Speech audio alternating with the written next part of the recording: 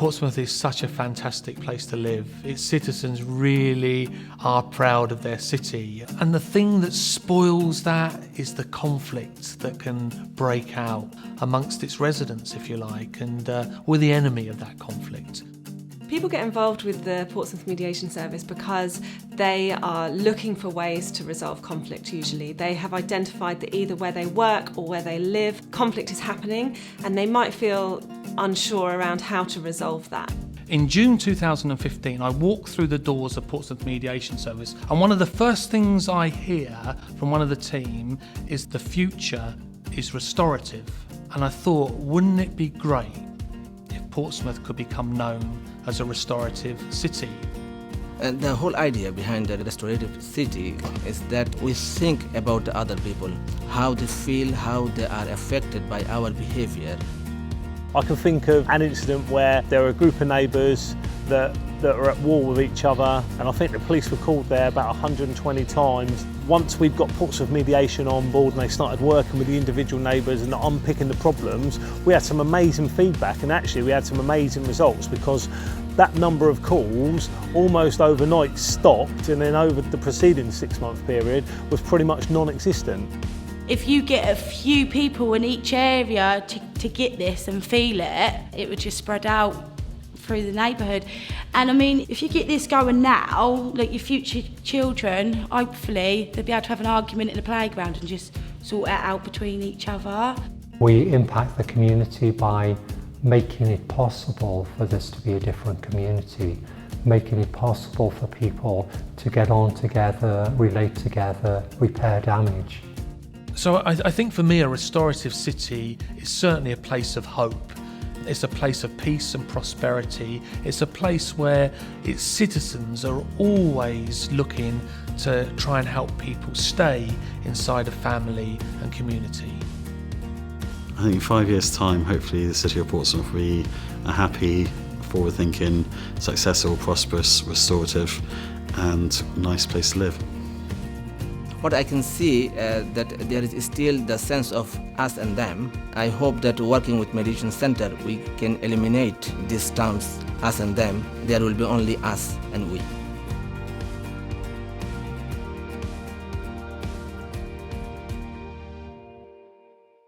Let me start at the beginning of a recent story, if you like.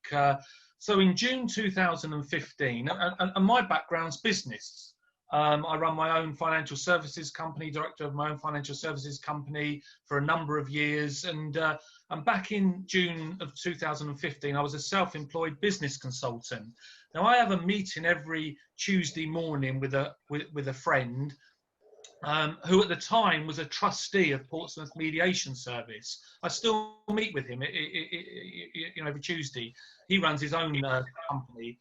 And this Tuesday morning back in June 2015, he was pouring his heart out to me, explaining how Portsmouth Mediation Service was in a bit of a pickle, that the previous manager had to go, and that he was sort of trying to deal with all of the problems, if you like, and all of the day-to-day running of the organisation was falling on his doorstep.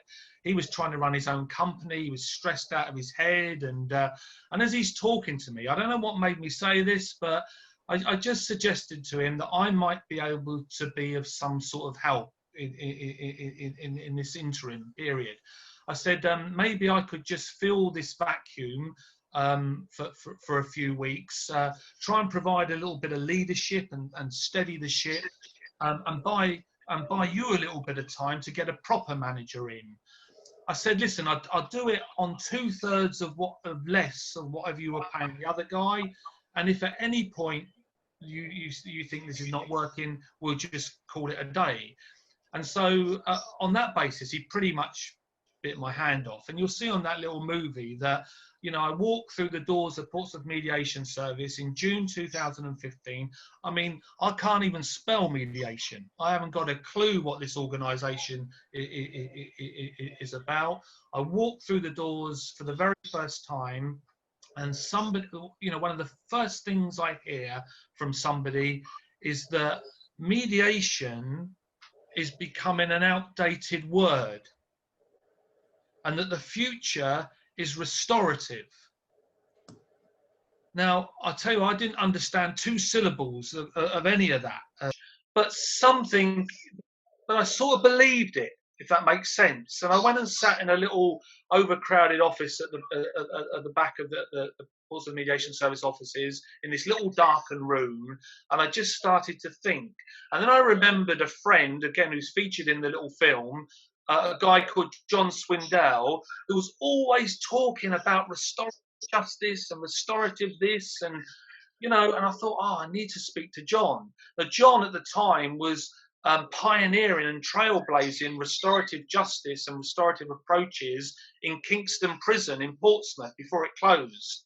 That was a lifers prison, and I learned from John that there's no-go areas for this idea of restorative justice. So I sit down with John, and he starts to explain to me what restorative is. And I think the way he described it was that restorative justice was the opposite of retributive justice. And retributive justice is what we've all grown up with. It's what operates in our criminal justice system. In fact, in the criminal justice system, often the victim is the most important person in the whole process is sidelined. It's not even a crime against the victim, it's a crime against the state, and the Crown will prosecute, if you like. And John was explaining to me that retributive justice simply asks 3 questions. It says, the first question it asks is, what law has been broken? The second question is, who is to blame? And we're good at that game, aren't we? And the third question is, what is the punishment? Simples. What law has been broken? Who is to blame? And what is the punishment? And John started to explain to me that restorative justice, which is not a new concept, it goes back to indigenous populations many hundreds of years ago. But John started to explain to me that in restorative justice, you ask different questions. And the first question is, who has been hurt? And what are their needs? And who is responsible? And what needs to happen next to make this situation better? So, I'd never been introduced to this idea, and it was interesting because I started to think that ever since I'd been a tiny little child, the consequences for getting things wrong was always punishment. Whether I was being sent to my bed early, or I wasn't allowed to watch Match of the Day, or when I got to school, in my day, I used to get the cane, or detentions, or exclusions, and then finally you get to the workplace, and everyone knows what an action plan is. It's the front door of being marched out of the flipping business as such. You get first warnings, and then you get stress and sickness and sacking. In every area and every sphere of our lives, the consequences for messing up is punishment. Has everyone got their mics muted? Just picking up a bit of feedback, I think.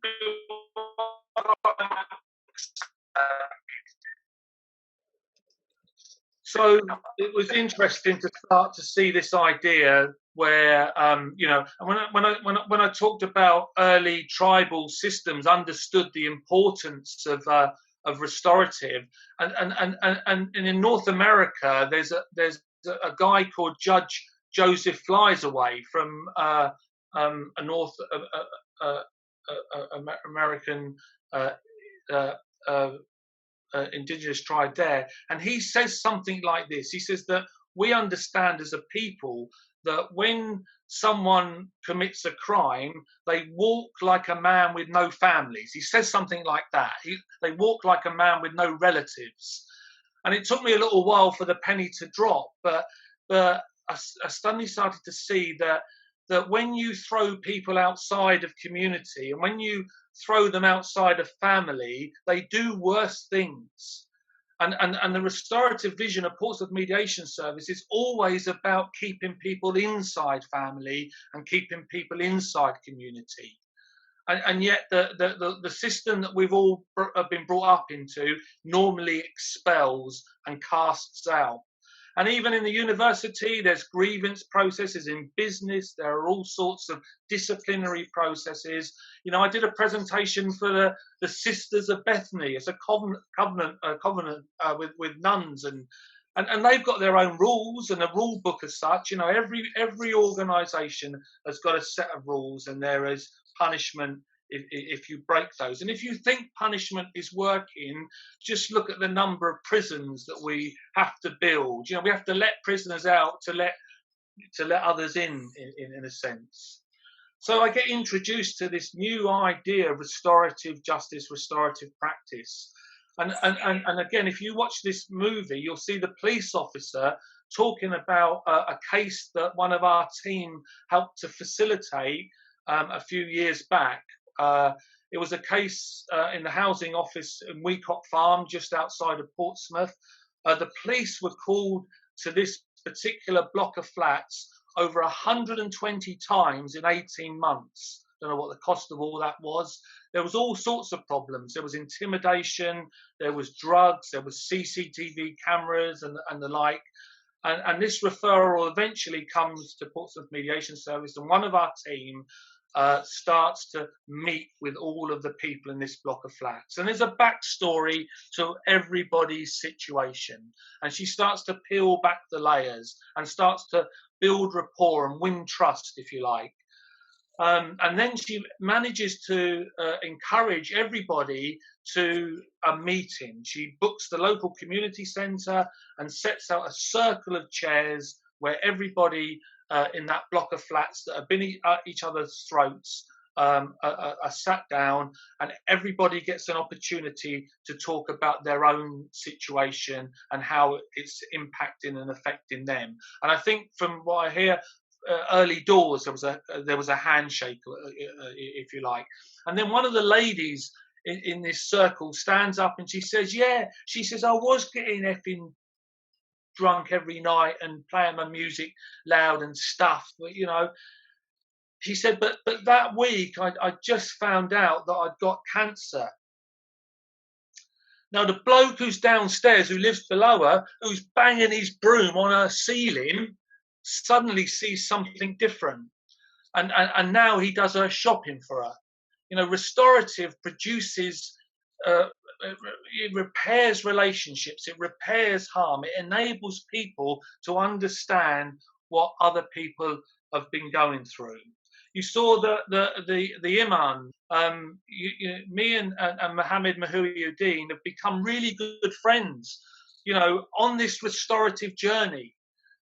We've made a number of presentations in the mosques, and I always say, you know, I met up with him a couple of weeks ago for a couple of hours. We're like, well, it's just two blokes having a cup of coffee as such, you know, and it's so interesting because I think because we're friends first, if you like, because it's relationship, then things like theology doesn't become, you know, things that, you know, we can talk about our faith from a strength of relationship, if that makes any sense to you. It's interesting that we talk about this pyramid of escalation, and everything breaks out at the baseline, if you like. Now, at the very top of this pyramid of escalation, you have the very, very serious stuff in the criminal justice system. At the very top of that pyramid, you've got things like rape and murder, you know, and all sorts of serious crime. But it all starts at the base of this pyramid. And things, if conflicts left unattended, if you like, it will just get worse and worse and worse and worse. And that's what happens in all arenas or in all spheres of life. In Portsmouth, there are neighbourhood feuds that are 20, 25 years old, and nobody has a clue how they ever started. I was talking to a director of a big company in Portsmouth from the human resources department, and she was saying that they have one formal grievance every week. Now, those formal grievances are when they've started to go up that pyramid of escalation. They're halfway up that pyramid already, and they're probably ending murder unless you do something, But they're getting worse and worse and worse.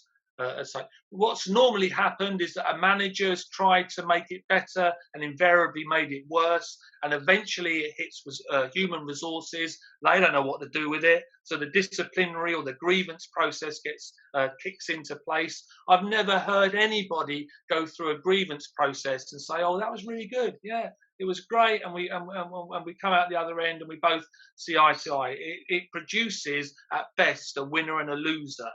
Starting to learn that restorative is always a win-win.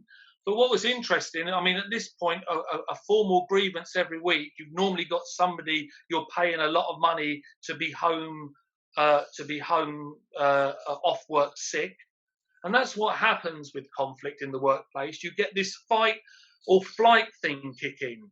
And invariably what happens at some point is that as it gets worse and worse, somebody will go to the doctor and they will say, "I'm depressed and I'm anxious," and the doctor will sign them off. I don't think they are at that point. I think what's happened is that they've just run off in a sense. But when the doctor signs them off and they sit at home thinking about the situation, we call that nursing and rehearsing. When they sit at home saying all the times I worked for them and this and that, and they start to think about the situation, then they can become proper anxious and depressed as such. So, at some point I'm going to get around to some GPs, because I think a referral to our team would be better than signing people off sometimes. And what I was saying to these directors of this company is that you get one formal grievance every week, which you can see is costing you a fortune, but your pipeline is already filling up. But for next year's weekly grievances are already kicking off, and business doesn't even notice. At the base of that triangle, at the base of that pyramid, there are teams with divisions and fractures. And already that's a break on productivity and profit, and business doesn't even recognise it, doesn't even factor it in as such. But listen, we all know that when you get teams working together in harmony, working together in unity, all pulling in the same direction, it's worth its weight in gold. Trying to turn your microphones off, guys. We'll have a chance for questions. Afterwards. There's and I met up with the head of health education England Wessex this year. Do you know, in the health service, and we talk about trying to spend more money on the National Health Service. Do you know what? Conflict in the National Health Service at every single level, between managers and staff and doctors and nurses and patients to relatives and relatives. At every single level, conflict in the NHS costs trillions. Costs absolutely trillions. And we're working with Health Education England Wessex now, because we're starting to work with schools, with the university, with business, with faith groups about creating a restorative culture. Now, if you can start to build a restorative culture, you can create a community where nothing is impossible. And that's the sort of journey that we're on. I'd liken Portsmouth Mediation Service increasingly to that of the fire brigade. So I'm saying, yes, look, you can give us a buzz. You can call 999 if it's all kicked off and it's blazing and such. And our specialist team will come out and dampen those flames down. But increasingly, we want to be handing out the equivalent of a restorative fire blanket, if that makes sense. We're operating at the base of this pyramid. We're working with residents and local people and schools and teachers and pupils giving them this restorative toolkit, equipping people with a restorative toolkit that can help prevent conflict from breaking out and escalating if it does. You know, I used to hear some of our team talking on the phone to people, neighbours that had been in all sorts of trouble with each other, and they would say, "Oh, you'd have been proud of me yesterday." And what they're really saying is, after a bit of coaching from one of our team, they just offered a quiet word instead of pouring petrol on the situation. And you know, I don't know if any of you drive, but if you do, you will undoubtedly been caught up with a bit of road rage. You know, and for me, the very, very best bit of road rage is once you've exchanged all your signals out the window, you drive off and you'll never see that person again. But if you go home every day and there's conflict with your neighbours, or you go into the workplace and there's conflict with your colleagues, and you visit that every day, it will drain you, and it will drain the people around you as well. So we're on this really exciting journey. Honestly, the last 5 years, if I had some of these skills that I have today, if I knew some of what I know today, then things in my business, things in my family over the years would have been a lot easier. I used to think in business that conflict was something to be ashamed of, to brush under the carpet, if you like, you know. And in my family, I wanted people to think we were a normal family. But of course, conflict is a natural part of life. It's a natural part of being human, and the challenge is always to socially and emotionally learn from it, and to always look at ways of where you can repair any harm that has occurred. I'm going to come in for a little landing in a minute, but I just want to say that there is a science behind this. There is a science behind this, and some of you will be familiar with this idea that thoughts produce feelings, produce actions. If you get the wrong thought, you're going to get the wrong feeling. We can't do anything about changing people's feelings, but you can change people's thinkings. Often when our team, our skilled team, bring people together in a restorative meeting or in a face-to-face mediation meeting, and these people are communicating, suddenly often we'll see that penny drop. And someone will say, "Oh that's not my boyfriend that comes in every Saturday morning. That's my brother comes in. He's feeding my cat." You know, and suddenly you see the penny drop. You know, and the person has suddenly seen or heard something they didn't understand. Let me tell you a true story. And quite recently, I was feeling hungry one day, and I don't know whether you know those tin of hot dogs. You get 8 hot dogs in a tin, don't you? You know, and you can bung them in a saucepan and heat them up. And I had 4 the other day, and put the other 4 back in the fridge. And one day I thought, oh, I'm really hungry. I'll have those last 4 hot dogs on toast. So you know, we've got like you know, our eldest boy eats everything, sort of thing. Anyways, I open the fridge door. I'm standing there with the fridge door open, and I can't see this tin of hot dogs, and I'm like, "George, you've eaten my hot dogs. I've got all the things I do for you, and you've stolen my tin of hot dogs." You know, I mean, all of this is going on while the fridge door is still half open, as such. You know, well, if you think I'm going to give you a lift to the train station the next time, if he had come through that door, I'd have jumped on him. You know, as such. So I shut the fridge door, and then when I turn around, on the side in the kitchen is a tin with 4 hot dogs in, because I'm so old, I've reached the stage where I forgot what I did 2 minutes ago. We're all the same in a sense. It's so important to make sure we understand what the situation is. And I'm just going to run through what we call the restorative questions with you in a moment. The very first question is what has happened?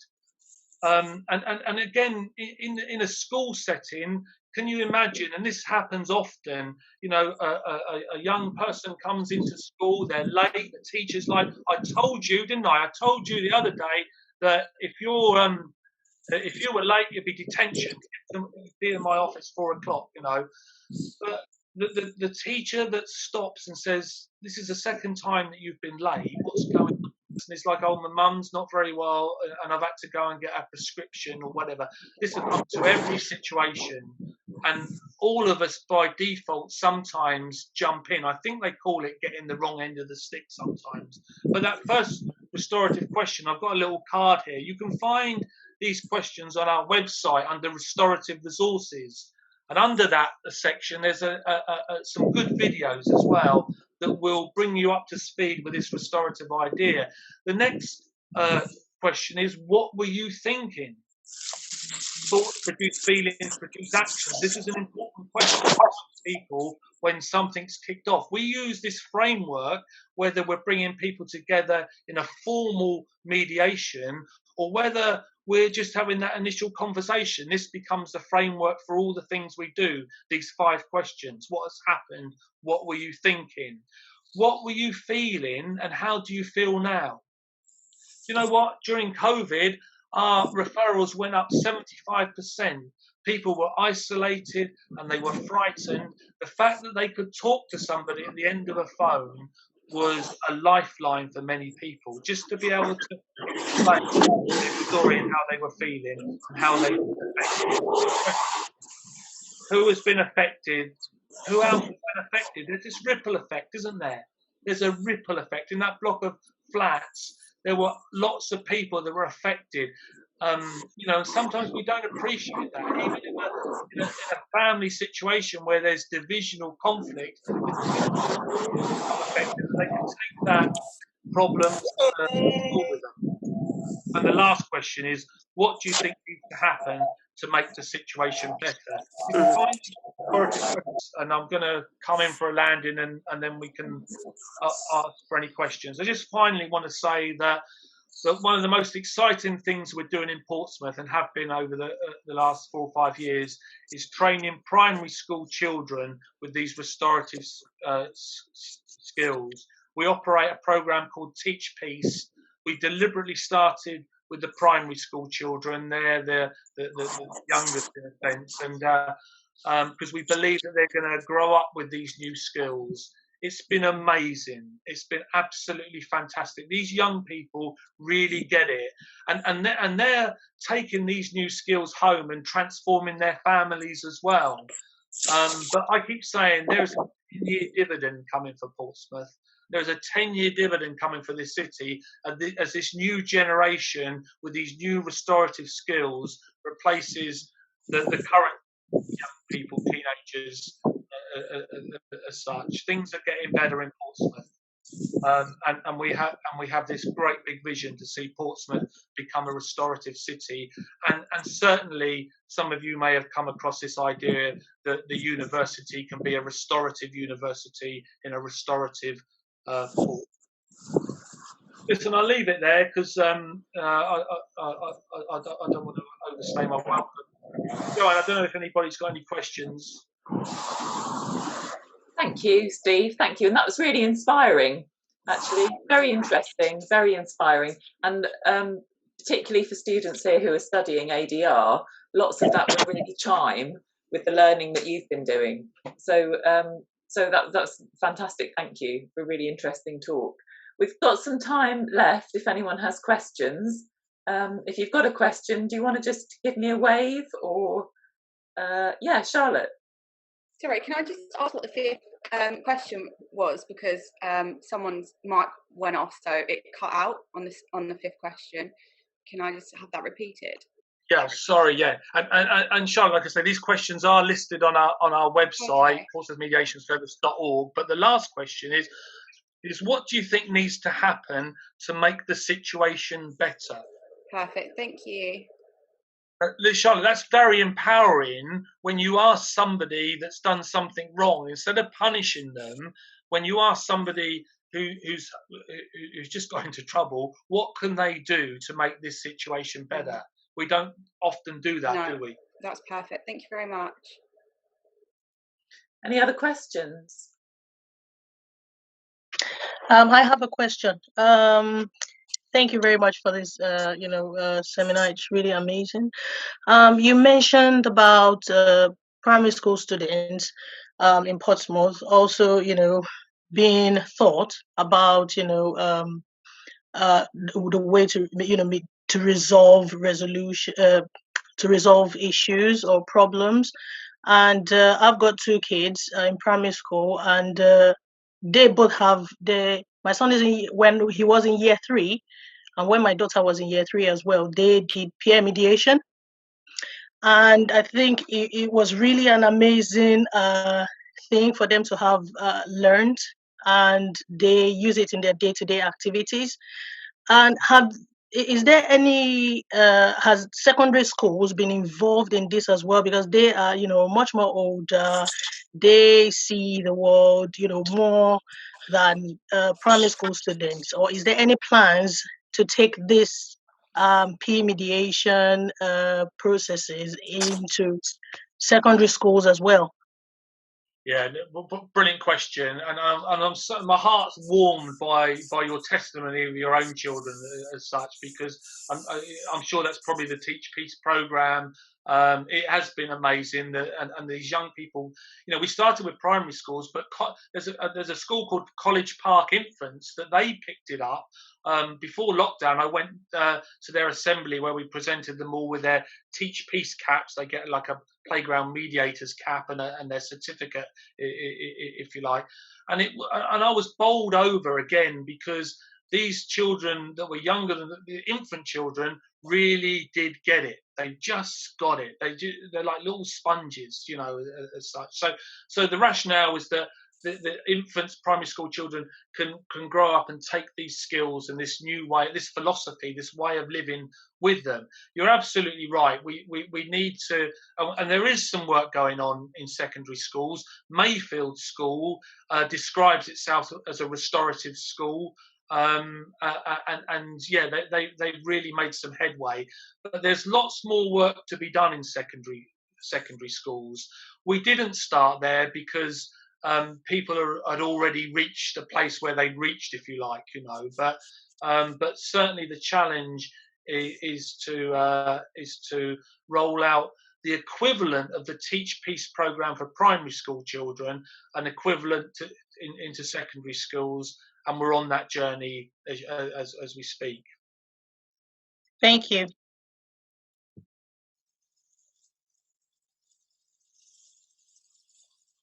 Any other questions?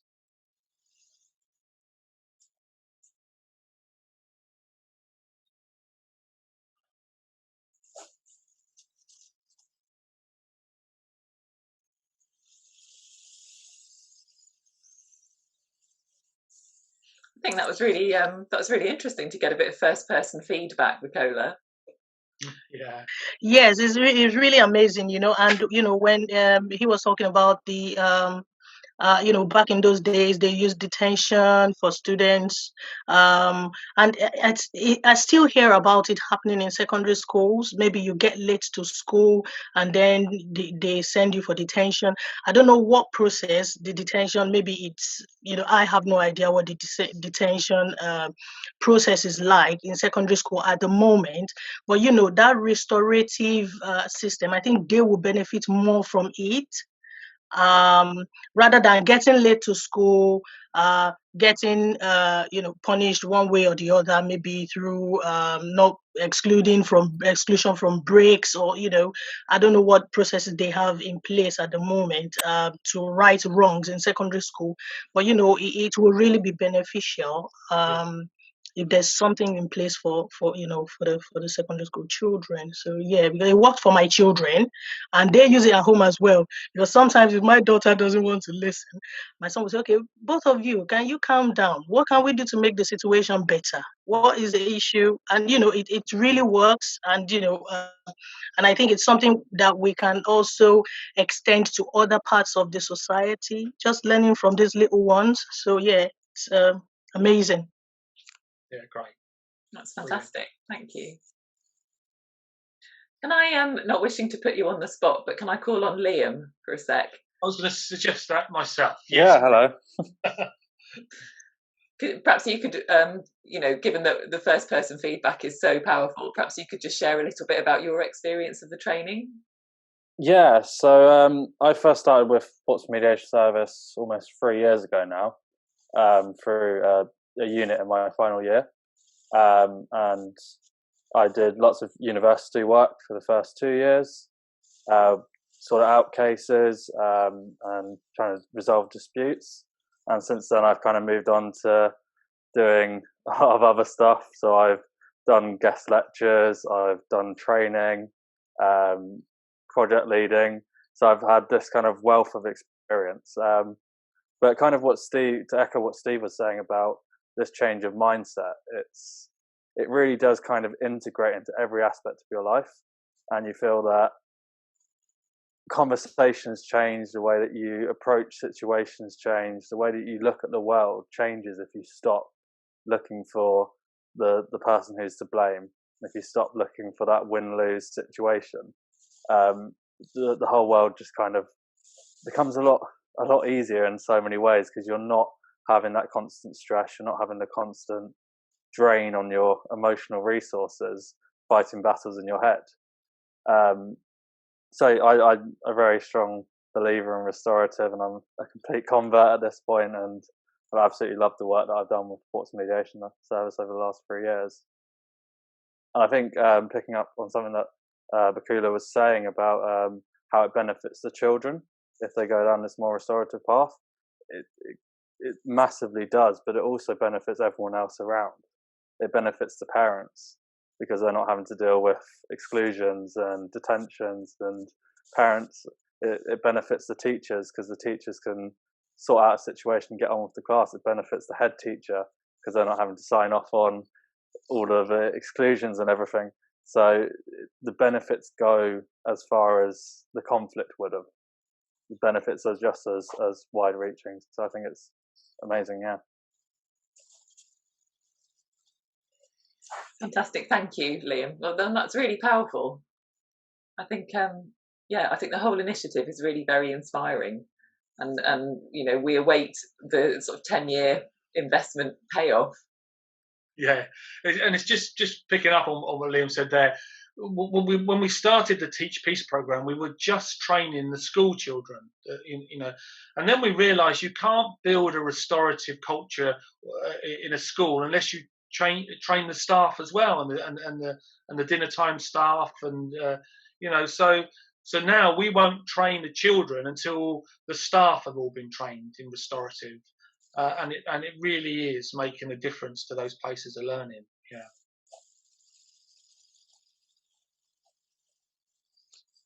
Fantastic, thank you. I'm conscious that our time's ticking down a little bit. If there are no more questions, shall we draw things to a close there? And thank you for coming along this morning, everyone. I hope you've all got something from that. And on behalf of all of us, thank you very much, Steve, for giving up your time and for inspiring us. Absolute pleasure, Joanne. Thank you. Giving us loads to think about. And I'll make this talk available to the whole cohort, if that's okay. Yeah, no, that's fine. But yes, I'll certainly post that, and I'd encourage you all to take a look at it, because I've watched it a couple of times, and yeah, again, very, very interesting, and just prompts a different way of thinking about conflict. Thank you, everybody. All right, good to see you. Thank you very much, everyone. Thank you. Bye. Thank you. Bye.